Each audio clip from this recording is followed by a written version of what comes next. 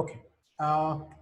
आपण living word या particular चॅप्टरचे एक 3-4 व्हिडिओजमध्ये पहिला चॅप्टर आपण डिस्कस केला, ज्यात प्रॉपर्टीज ऑफ लिव्हिंग आणि टॅक्झॉनॉमिक एड्स आपण डिस्कस केले. आज मला तुमच्यासोबत त्या लिव्हिंग वर्ड चॅप्टरमधली जी एक्झरसाइज आहे त्यातले काही महत्त्वाचे आस्पेक्ट तुमच्यासोबत डिस्कस करायचे आहेत. मी एक स्क्रीन तुमच्यासोबत शेअर करतो ज्यामध्ये तुम्हाला एक्झरसाइजचा PDF दिसेल. Okay okay. आता या PDFला कन्सिडर करत असाल तर या PDF मध्ये लिव्हिंग वर्ड या पर्टिक्युलर चॅप्टर जो आहे त्याचे एक्झरसाइज क्वेश्चन्स आहे. पहिला प्रश्न तुम्हाला स्क्रीनवर दिसत असेल की whether all the organism are similar or not. तुम्हाला माहिती आहे सगळे ऑर्गॅनिझम सिमिलर नसतात. काही ऑर्गॅनिझम जे आहेत ते मायक्रो ऑर्गॅनिझम्स असतात, काही प्लांट्स असतात, काही ॲनिमल्स असतात. म्हणजे याचा अर्थ काही प्रोड्युसर असतात, काही कन्झ्युमर्स असतात, काही कंपोजर्स असतात. प्रत्येक ऑर्गॅनिझमचा शेप आणि साईज वेगळा आहे, स्ट्रक्चर वेगळा आहे, मोड ऑफ रिप्रोडक्शन वेगळा आहे. काही स्नोमध्ये, काही डेझर्टमध्ये, काही ॲक्वॅटिक कंडिशन्समध्ये, काही युनिसेल्युलर आहेत, काही मल्टीसेल्युलर आहेत, काही व्हर्टिब्रेट्स आहे, काही इनव्हर्टिब्रेट्स आहे. त्यामुळे प्रत्येक ऑर्गॅनिझम सिमिलर आहे असं आपण म्हणू शकत नाही. दुसरा प्रश्न कॅन यू टेल मध्ये तुम्हाला विचारला आहे, whether all organism prepare their own food. नाही. तुम्हाला माहिती आहे आपण ब्रॉडली ऑर्गॅनिझम्सला 3 कॅटेगरीमध्ये क्लासिफाय करतो. एक प्रोड्युसर्स, कन्झ्युमर्स आणि डिकम्पोजर्स. त्यामध्ये प्लांट्स हे प्रोड्युसर्स आहे, त्यामुळे प्लांट स्वतःचं फूड स्वतः तयार करू शकतात. पण प्लांट्सवरती जगणारे ॲनिमल्स स्वतःचं फूड स्वतः तयार करत नाही. म्हणून सगळे ऑर्गॅनिझम जे आहे ते स्वतःचं फूड तयार करत नाही. थर्ड क्वेश्चन आपण डिस्कस केला आहे actually, what are the basic principles of life. याचे टायटल असेच लक्षात ठेवा. पहिला metabolism, growth and development, ageing, reproduction, death आणि response to the change in surrounding. पुढचा जो प्रश्न आहे तो कॅन वी टेल मध्ये विचारलाय की reproduction as a inclusive character of life. नाही, कारण रिप्रोडक्शनला काही एक्सेप्शन आहे. फॉर एक्झाम्पल मी तुम्हाला थेरीमध्ये पण सांगितलं होतं. तुम्ही मूल्सकडे आला, बरोबर आहे.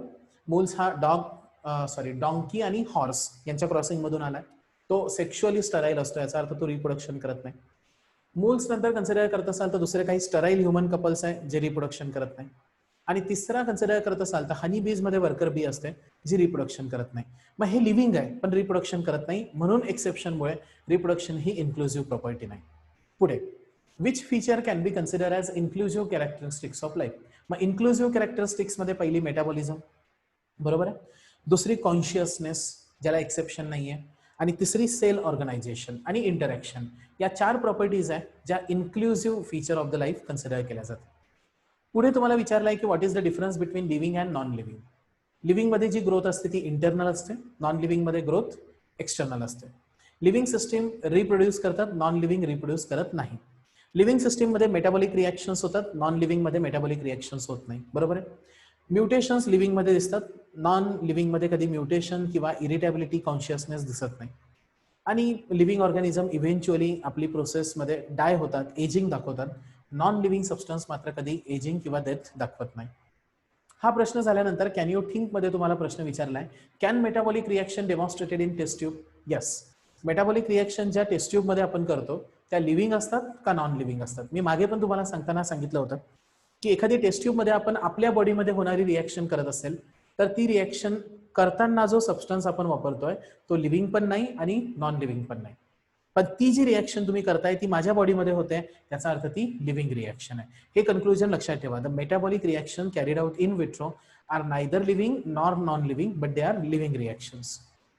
पुढचा प्रश्न विचारलाय की जो आपण डिस्कस केला होता की एक पेशंट आहे, तो डिक्लेअर केला गेला की तो ब्रेन डेड आहे आणि सगळ्या लाईफ सपोर्ट मशीन्सवर आहे. मग त्या पर्टिक्युलर पेशंट्समध्ये तो लिव्हिंग आहे का नॉन लिव्हिंग आहे. मी तुम्हाला सांगितलं होतं की जो पेशंट कोमामध्ये असतो म्हणजे ब्रेन डेड असतो तो लिव्हिंग पण नाही आणि नॉन लिव्हिंग पण नाही. फक्त याची आयडिया अशी सांगितली जाते की एखादा पेशंट जेव्हा कोमामध्ये जातो तेव्हा त्या पेशंटला सेल्फ कॉन्शियसनेस नसतो. Am I right. आणि सेल्फ कॉन्शियसनेस नसल्यामुळे तो पेशंट कोमामध्ये आहे, याचा अर्थ तो लिव्हिंग पण नाही आणि नॉन लिव्हिंग पण नाही. What are taxonomic aids. Question number 8. Taxonomic एड्सला कन्सिडर करत असाल तर बायोडायव्हर्सिटी स्टडी करताना स्पेसिमन स्टोअर करण्यासाठी जे एड्स वापरले जातात that is called taxonomic aids. For example herbarium असेल, बॉटनिकल गार्डन असेल, बायोडायव्हर्सिटी पार्क असेल, हे सगळे टॅक्झॉनॉमिक कोण आहे, एड्स. पुढे कॅन यू टेल मध्ये तुम्हाला प्रश्न विचारलाय की systematic can we study a large number of organism at a glance. हो, आपण सिस्टमॅटिक्समध्ये large number of organism at a glance त्यांचं क्लासिफिकेशन करून स्टडी करू शकतो. What is herbarium. तुम्हाला माहिती आहे हर्बॅरियममध्ये आपण प्लांट स्पेसिमन ठेवतो आणि तो पर्टिक्युलर प्लांट स्पेसिमन आपण प्रिझर्व्ह करतो प्रेस करतो, ड्राय करतो आणि त्याला माउंट करतो शीट्सवरती. पुढचा, what are the essentials of good herbarium, म्हणजे याचा अर्थ एखादा हर्बेरियम तुम्हाला डेव्हलप करायचा असेल तर तुम्हाला काय काय लागेल. हर्बेरियम डेव्हलप करत असताना तुम्हाला प्लांट स्पेसिमन लागेल, तुम्हाला ड्राय स्पेस लागेल, सकुलंट मटेरियल लागेल त्यातला मॉइश्चर ऍब्झॉर्ब करण्यासाठी. नंतर तुम्हाला प्रिझर्वेटिव्ह सोल्युशन लाईक फॉर्मल्डिहाइड किंवा ॲसिटिक अल्कोहोल लागेल, पेपर लागेल किंवा माउंट शीट लागेल ज्यावरती तुम्ही शीट त्याला स्टिक करणार आहे, आणि ऑफकोर्स लेबलिंगसाठी तुम्हाला लेबलिंग लागेल. ही particular you can say that essentials तुम्हाला हर्बेरियम मध्ये लागतात. पुढचा प्रश्न तुम्हाला दिलाय की Riya found a peculiar plant to visit on Himachal Pradesh, आणि तिने तो पर्टिक्युलर प्लांट जो आहे तो बायोलॉजी टीचरला दाखवला. तर त्याविषयी जर त्यांना इन्फॉर्मेशन अजून ठेवायची असेल तर ते काय करू शकतात. मग एक आयडिया अशी आहे की रिया हिमाचल प्रदेशला गेल्यानंतर तिला जो प्लांट सापडलाय तो प्लांट ती घेऊन येऊ शकते, त्याचा स्पेसिमन घेऊन येऊ शकते आणि ती हर्बेरियम मध्ये प्रिझर्व करू शकते, जेणेकरून तो पर्टिक्युलर जो हर्बेरियम मध्ये असणारा स्पेसिमन आहे ते पुढे बायोलॉजी स्टडी करू शकतील. दुसरा रिया टॅक्झॉनॉमिक कीज वापरू शकते आणि त्या टॅक्झॉनॉमिक कीज वरती सिमिलॅरिटी आणि डिससिमिलॅरिटीच्या बेसिसवर त्या प्लांटला कम्पेअर करून तिला आयडेंटिफाय करू शकते. क्वेश्चन नंबर 13 तुम्हाला दिलाय, व्हॉट आर बॉटनिकल गार्डन्स. मी तुम्हाला सांगितलं होतं जिथे लिव्हिंग प्लांट स्टोअर केले जातात त्याला बॉटनिकल गार्डन्स म्हणतात. Why do we have greenhouse in botanical garden. तुम्ही बऱ्याच वेळा रस्त्याने जाताना ना असे ग्रीन कलरचे शेड्स बघतात, त्यांना ग्रीन हाऊस म्हणतात. ग्रीन हाऊस जे आहे ते प्लांट्समध्ये इंटरनल टेम्परेचर जो आहे तो त्या एरियामध्ये मेंटेन ठेवतात. त्यामुळे बॉटनिकल गार्डन्समध्ये बऱ्याच वेळा असे प्लांट्स असतात जे बाहेरच्या देशातून आणलेले असतात, कोल्ड प्लेसेसमधून आणलेले असतात, ज्यांना एवढं टेम्परेचर सहन होत नाही. अशा प्लांट्सला कमी टेम्परेचरमध्ये ठेवण्यासाठी बॉटनिकल गार्डन्समध्ये कोणते हाऊस डेव्हलप केले जातात, ग्रीन हाऊस. ते डिस्कस केल्यानंतर पुढचा प्रश्न आहे, write a short note on importance of botanical garden. आता बॉटनिकल गार्डनमध्ये आपण लिव्हिंग प्लांट्स ठेवतो. बॉटनिकल गार्डनमध्ये वेगवेगळ्या व्हरायटीचे बॉटनिकल गार्डन्समध्ये लिव्हिंग प्लांट्स असतात, त्यामुळे त्यांची हिस्ट्री, त्यांची फायलोजेनेटिक रिलेशनशिप तुम्ही स्टडी करू शकता. फ्लोरा याचा अर्थ प्लांट डायव्हर्सिटी जी प्रेझेंट आहे ती प्लांट डायव्हर्सिटी तुम्ही स्टडी करू शकता. त्याच वेळेस बॉटनिकल गार्डनमध्ये काही एक्सटिंक्ट होणाऱ्या स्पेसीस असतील तर त्या हर्बेरियममध्ये त्यांचे स्पेसिमन तुम्ही प्रिझर्व करू शकता. प्लस बॉटनिकल गार्डन्समध्ये बऱ्याच वेळा बॉटनिकल गार्डन हा टुरिस्ट प्लेस म्हणून डेव्हलप होतो आणि त्यातून नॅशनल किंवा यू कॅन से दॅट कंट्रीला बरंच रेम्युनेशन किंवा मानधन मिळण्याची सुद्धा सोय होते. These are considered to be importance of botanical garden. पुढचा प्रश्न एनरिच युअर नॉलेजमध्ये लुका गिनीचा दिलाय. मी तुम्हाला सांगितलं होतं लुका गिनी यांनी फर्स्ट बॉटनिकल गार्डन डेव्हलप केलं. दुसरं लुका गिनी यांचं कॉन्ट्रीब्युशन आहे की त्यांनी हर्बेरियमची आर्ट डेव्हलप केली.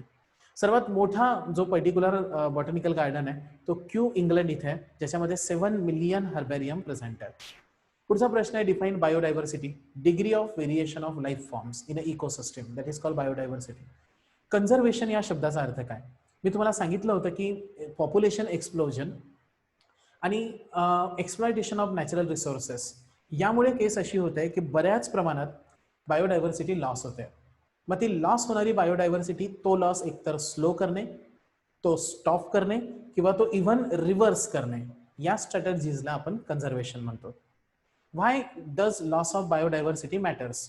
लॉस ऑफ बायोडायव्हर्सिटी मॅटर का करते, हा पण पॉईंट आपण डिस्कस करताना मागे डिस्कस केला होता की प्रत्येक ऑर्गॅनिझम जो या अर्थवरती आहे त्याला हार्म करण्याचा आपल्याला अधिकार नाहीये. We does not have a right to harm that particular organism. दुसरा, प्रत्येक ऑर्गॅनिझम या इकोसिस्टम मध्ये एक स्पेसिफिक रोल प्ले करतो.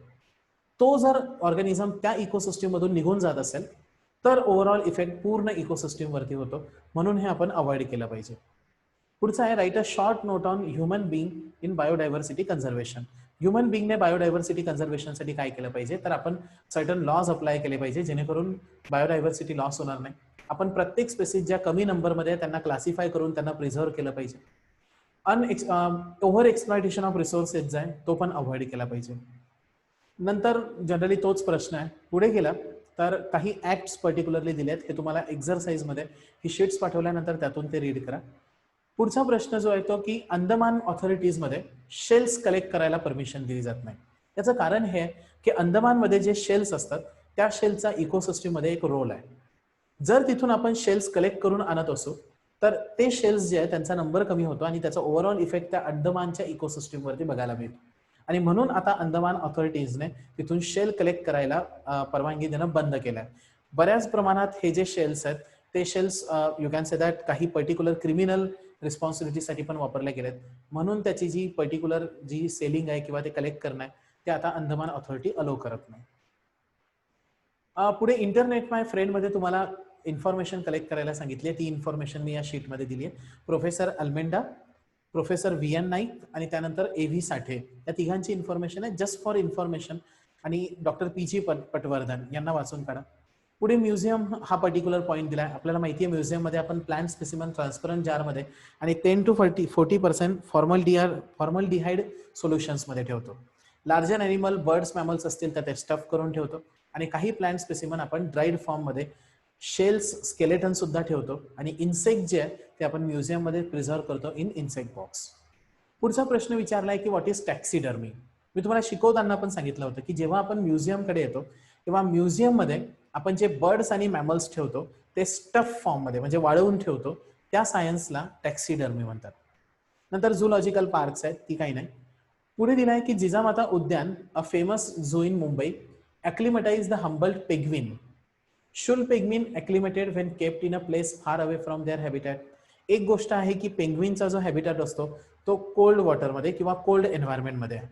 जेव्हा तुम्ही त्यांना हॉट एन्व्हायरमेंटमध्ये आणाल तेव्हा ते अडॅप्टेशन करण्यासाठी त्यांना वेळ लागेल. अशा टेक्निकला एक्स-सिटू कन्झर्वेशन म्हणतात. हा, तुम्हाला हे करता येईल की त्यांनी जे जिजामाता उद्यानमध्ये पेंग्विन आणलेत त्यांना जिजामाता उद्यानमध्ये त्यांच्या नॅचरल हॅबिटॅटची सिमिलर हॅबिटॅट उभा करावा लागेल, तर ते पेंग्विन तिथे सर्व्हाइव्ह करू शकतील. ॲक्लिमटाईज होणे या शब्दाचा अर्थ अडॅप्ट होणे. पुढचा प्रश्न, यू कॅन से दॅट की why should we visit botanical gardens and museum and zoo? Of course to study biodiversity. किती टाईपची डायव्हर्सिटी, बायोडायव्हर्सिटी आपल्या बाजूला प्रेझेंट आहे हे स्टडी करण्यासाठी आपण या पर्टिक्युलर प्लेसेसला व्हिजिट केलं पाहिजे. पुढचे हे कॉमन प्रश्न जे आपण ऑलरेडी डिस्कस केले ते आहे. क्वेश्चन नंबर 31 जो आहे त्यामध्ये बॉटनिकल गार्डन्स, झूलॉजिकल पार्क्स आणि बायोडायव्हर्सिटी पार्क्स या तिघांमधलं कंपॅरिझन मी दिलाय. ते व्यवस्थित एकदा रीड करा. हा एक्झरसाइज मधला प्रश्न आहे. पुढे आला तर कीचा प्रश्न आहे. कीज आपण डिस्कस केले, हर्बॅरियम आपण डिस्कस केले. हे डिफरंट बॉटनिकल गार्डन्स आणि त्यांचं लोकेशन दिलंय, ते एकदा तुम्हाला एक्झरसाइज मध्ये ते करायला सांगितलंय, तो दिलाय. नंतर झूलॉजिकल पार्क्स आणि त्यांचे लोकेशन्स ते पण तुम्हाला सांगितले, ते आपण फाइंड आउट केलं. हा एक प्रश्न तुम्हाला इथे शब्द दिसत असेल, सॅक्रेड ग्रू. सॅक्रेड ग्रू या शब्दाचा अर्थ असा की ती अशी प्लेस आहे ज्या प्लेसमध्ये काहीतरी रिलिजियस कन्सेप्ट असतात, त्यामुळे तिथे प्लांट्स कटआउट करण्याची परमिशन मिळत नाही. असे जे एरियाज आहेत ते बऱ्याच ठिकाणी तुम्हाला बघायला मिळतील. वेस्टर्न घाट्समध्ये, हिमालयाजमध्ये किंवा इव्हन राजस्थानमध्ये असे काही जंगल्स आहेत ज्या जंगल्सला होली प्लेस म्हणजे देवाची जागा समजली जाते आणि तिचं ऑटोमॅटिक प्रिझर्वेशन केलं जातं. अशा प्लेसेसला सॅक्रेड ग्रूव्ज म्हणतात. ओके. पुढे कन्सिडर करत असाल तर प्रश्न दिलाय की Rakesh went for the study tour in nearest national if he found a new species. He was not aware about the names and family. मग राकेश काय करू शकतो? तर राकेशने तो प्लांट स्पेसिमन आणावा, तो कीज वापरून तो आयडेंटिफाय करावा किंवा हर्बेरियम शीट्समध्ये स्टोअर करून त्याच्यावरती रिसर्च सुरू करावा. पुढचा प्रश्न जो आहे तो मी खाली येतो, मल्टिपल चॉईस क्वेश्चन्समध्ये. आता मल्टिपल चॉईस क्वेश्चन्समध्ये कन्सिडर करत असाल तर पहिला एमसीक्यू तुम्हाला विचारलाय, which is not the property of living being. कोणती लिव्हिंग बिंगची प्रॉपर्टी नाही? तुम्हाला माहिती आहे मेटाबॉलिझम आहे, ग्रोथ आहे, रिप्रोडक्शन आहे, पण कोणती नाही? डिके. पुढचा सेकंड एमसीक्यू आहे, which of the following aspect is inclusive characteristics of living बिंग्स. सर्वात महत्वाची प्रॉपर्टी लिव्हिंग बिंगची जी आहे ती इरिटेबिलिटी आहे, म्हणजे कॉन्शियसनेस. पुढचा third MCQ, which of the following property is non shown by both living and non living. तुम्हाला माहिती आहे बोथ लिव्हिंग आणि नॉन लिव्हिंग कोणती प्रॉपर्टी दाखवतात? ग्रोथ. बरोबर आहे. Fourth, a group of students found the two cockroaches in a classroom. They had the debate whether they are alive or dead. Which property will use? तर cockroach जर dead असेल तर त्याला touch केल्यानंतर तो पळायला लागला तर तो जिवंत आहे, पण जेव्हा तुम्ही त्याला टच करताय याचा अर्थ तुम्ही त्याला सेन्सेशन्स देताय, आणि एखाद्या ऑर्गॅनिझमला सेन्सेशन देणे दॅट इज कॉल्ड इरिटेबिलिटी. पुढे, a particular plant is strictly seasonal plant. Which of the following is best to study in laboratory. तो स्ट्रिक्टली सीजनल प्लांट असेल तर तुम्ही बेस्ट कुठे स्टडी करू शकता? तर त्या प्लांटला आपण, जर तो सीजनल प्लांट असेल आणि तुम्हाला वर्षभर स्टडी करायचा असेल तर त्याचा स्पेसिमन आपण कीप करू शकतो हर्बेरियम मध्ये. पुढे, हर्बेरियम काय आहे? Herbarium is collection of you can say that plants, बरोबर आहे, which are dried and preserve. त्यामुळे 6 MCQचा आन्सर कोणता असेल? डी. दुसरा, zoological park does not have, म्हणजे झूलॉजिकल पार्क मध्ये काय नसतो? तर zoological park does not have systematic collections of. पहिला प्रश्न, पहिला MCQचा ऑप्शन दिला आहे, have a wild animal captivity under human care. बरोबर आहे. नंतर दुसरा दिला आहे की provide the condition similar to habitat, पण झूलॉजिकल पार्क्समध्ये आपण शेल स्केलेटन ठेवत नाही, त्यामुळे तो सी ऑप्शन चुकीचा आहे. पुढे a naturalist can study the food habits and behaviour of animals in, तोच प्रश्न आहे झूलॉजिकल पार्क्समध्ये. Which of the following is not a tool of maintaining biodiversity record, biodiversity record maintain करण्यासाठी काय वापरले जात नाही. आता या पर्टिक्युलर याच्यामध्ये थोडेसे ऑप्शन चुकलेत, त्यामुळे एमसीक्यू मध्ये इथे एक शब्द आहे that is consider to be monosomy, आणि तो मोनोसोमी जो आहे तो वापरला जात नाही. नंतर विचारला आहे keys are taxonomic aids that, keys असे टॅक्झॉनॉमिक एड्स आहेत जे कशासाठी मदत करतात, तर keys are use in finding out the similarities and dissimilarities. Okay, हे एमसीक्यू झाल्यानंतर पुढे एक्झरसाइजच्या क्वेश्चन्समध्ये कॉम्पिटेटिव्ह कॉर्नर्समध्ये काही अजून एमसीक्यूज दिलेत. हे 3-4 एमसीक्यूज तुम्ही स्वतः सोडवून बघा, आणि त्यात काही डाऊट असेल तर नंतर वाटलंच तर आपण त्याला डिस्कस करू. ठीक आहे, ही होती पहिल्या चॅप्टरची एक्झरसाइज. आता उद्यापासून जो व्हिडिओ तुम्हाला येईल त्यामध्ये आपण सेकंड चॅप्टर बोर्डचा सुरू करू, that is called systematic, you can say systematics of living organism, ज्यामध्ये आपण लिव्हिंग ऑर्गॅनिझमचे डिफरंट क्लासिफिकेशन सेक्टर्स जे आहेत ते डिस्कस करण्याचा प्रयत्न करू. ठीक आहे, so up to then, thank you very much.